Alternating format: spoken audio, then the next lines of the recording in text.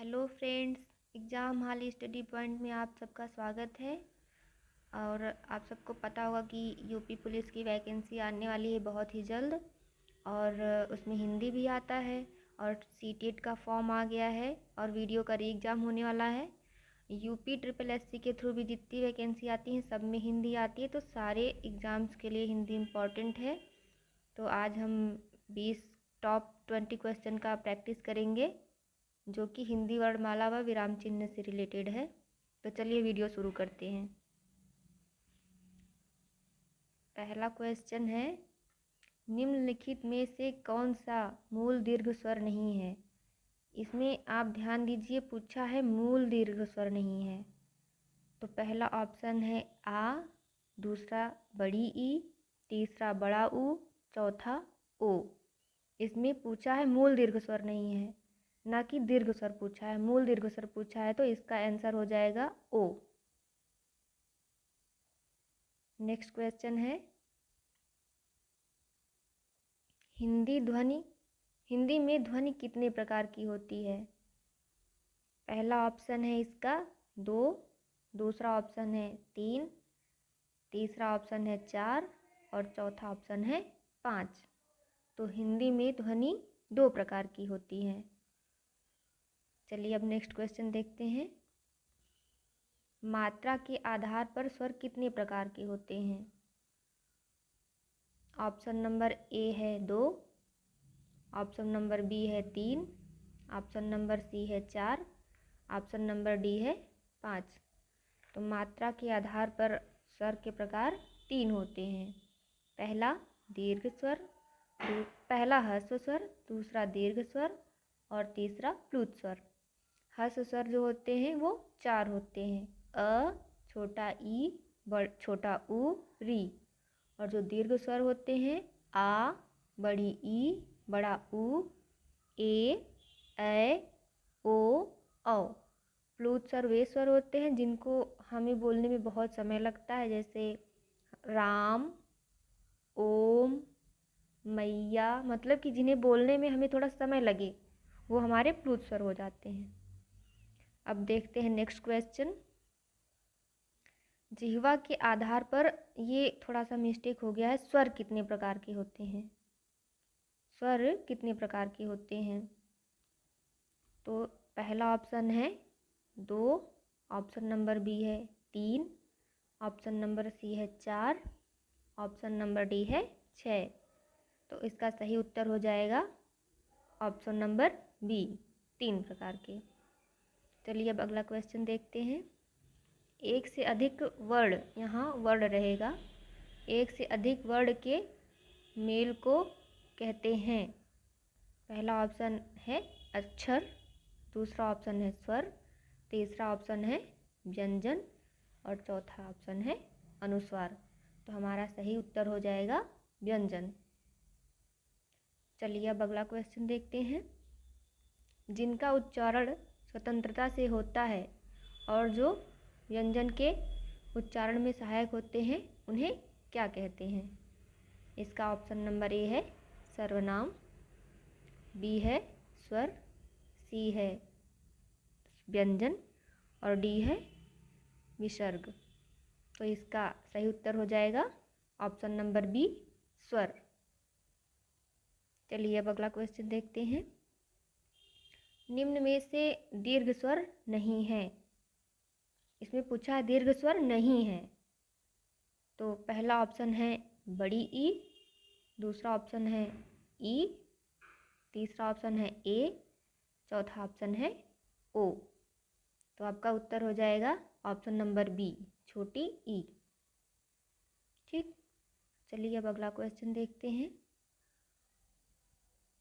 निम्न में से अंतःस्थ व्यंजन कौन सा है। ऑप्शन नंबर 1 है ग, ऑप्शन नंबर 2 है ज, ऑप्शन नंबर 3 है व, ऑप्शन नंबर 4 है स। तो इसमें अंतस्थ व्यंजन पूछा है, तो आपका सही उत्तर हो जाएगा ऑप्शन नंबर सी, व। अंतस्थ व्यंजन कौन कौन से होते हैं।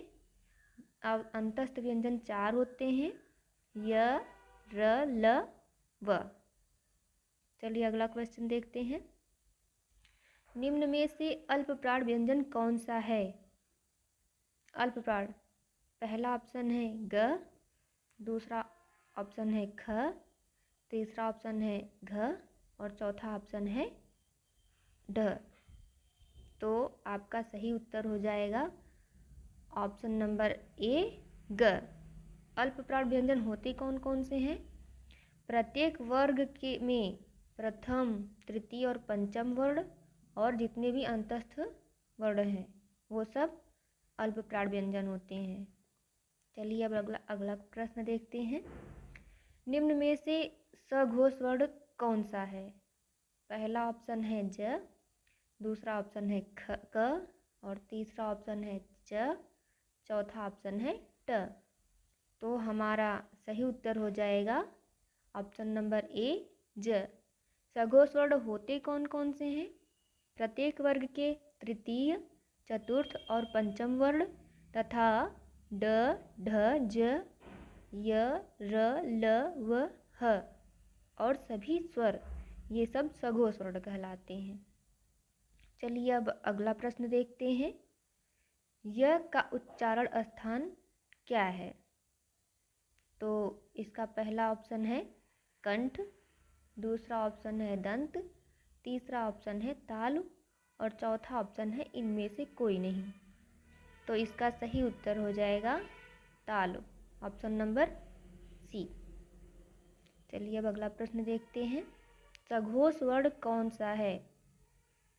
इसका पहला ऑप्शन है प, दूसरा ऑप्शन है थ, तीसरा ऑप्शन है ब और चौथा ऑप्शन है स।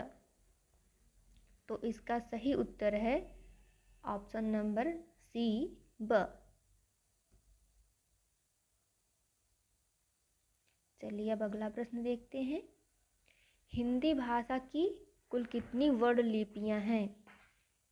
ये इसमें थोड़ा सा मिस्टेक हो गया टाइपिंग में, वर्ण लिपियां रहेंगी।